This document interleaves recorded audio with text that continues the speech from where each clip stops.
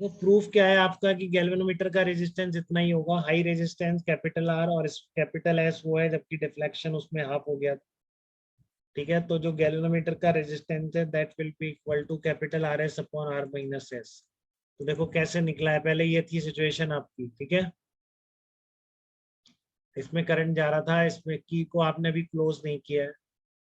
ठीक है, तो आई कितना था आपका, I equal to E upon R plus R G था। अब जो कह रहा है कि आपने कैपिटल एस ऐसा लगाया है कि यहाँ जो करंट जाएगी गैल्वेनोमीटर में, लेट से आई डबल डैश, वो इस कैपिटल आई की आधी होगी। कर दो आप, कैपिटल आई डैश जो जा रही है कैपिटल आई की हाफ है। ठीक है, आई कितना है, E upon R plus R G, क्योंकि अभी तो इसमें तो इधर ही करंट चल रही थी जब आपने ये ओपन रखा है, और जब क्लोज कर दिया है तब आपकी क्या हो जाएगी, करंट गैल्वेनोमीटर से कितनी जा रही है, आई बाई टू। क्योंकि वही तो करना था आपको, ऐसा चूज करना था कि गैल्वेनोमीटर की रीडिंग आधी हो जाए। तो पहले आई जा रही थी, अब आई डबल डैश जा रही है, तो आई डबल डैश कितनी होगी, आई बाई टू। ठीक है, तो आप देखो आप क्या करते हो, इन दोनों के अक्रॉस पोटेंशियल डिफरेंस इक्वेट कर दो। ठीक है, I double dash into R G equal to I dash minus I double dash into capital S. ठीक है, कोई दिक्कत तो नहीं, आई डबल डैश खुद नहीं बोल रखा, आई बाई टू हो गया, आपने बोल तो रखा I double dash I by two. ठीक है, तो एक रिलेशन तो ये आ गया, I by two into R G plus R S, इधर लिया उसको, आई डैश इंटू एस, तो ये कितना आ गया, one upon two E upon R plus R G into R G plus R S. I की जगह वैल्यू रिप्लेस कर रहा हूँ मैं इसमें, आई की जगह। ठीक है, आई की जगह वैल्यू रिप्लेस कर दी इसमें, और आई एस डैश कितना है, आई एस डैश, ठीक है, वो आ जाएगा ई अपॉन आर प्लस, अब ये भी कनेक्टेड हो गया, तो टोटल करंट कितनी हो जाएगी, R plus R G into S upon R G plus S into capital S. देख रहे हो बेटा, क्लियर है ये बात एकदम। पहले क्या किया, इसके अक्रॉस पोटेंशियल डिफरेंस इक्वेट कर दिया, उसके बाद दोनों की दोनों करंट को क्या करा, ठीक है ना, करंट को लिख दिया इस तरीके से।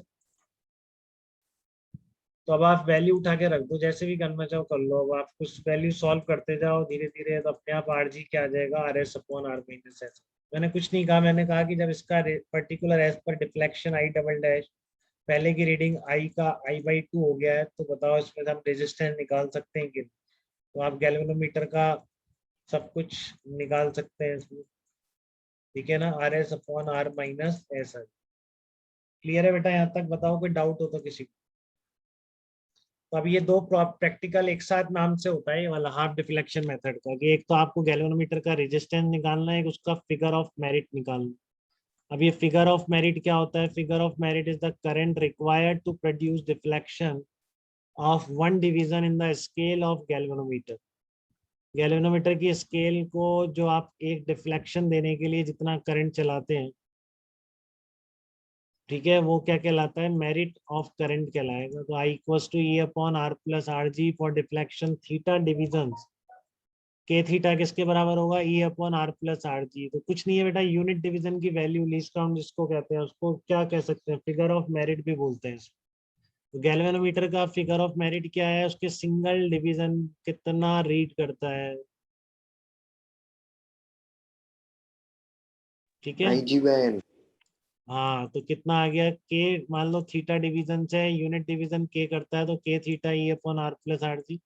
तो के की वैल्यू कितनी आ जाएगी, E upon R plus R G into theta. तो ये आपका क्या कहलाएगा, फिगर ऑफ मेरिट कहलाएगा। ठीक है ना, for deflection of theta divisions current कितना है, के थीटा, तो वन डिवीजन के है, तो थीटा डिवीजन के थीटा। देखो डाउट तो नहीं है बेटा किसी को इसमें। फिगर ऑफ मेरिट का मतलब क्या, आपने आर जी निकाल लिया ना, तब निकाल सकते हो फिगर ऑफ मेरिट, पूरे सर्किट की करंट लिख ली।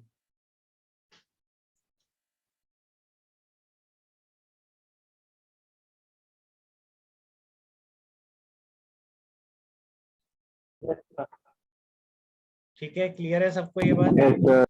तो दोनों चीजें याद रखेंगे, गैल्वेनोमीटर का रेजिस्टेंस निकालना और फिगर ऑफ मेरिट निकालना यूजिंग, ये हाफ हो जाता है ना बेटा, डिफ्लेक्शन कैपिटल एस की वो वैल्यू चूज करते हैं, इसलिए इसको क्या कहते हैं, हाफ डिफ्लेक्शन मेथड कहते हैं।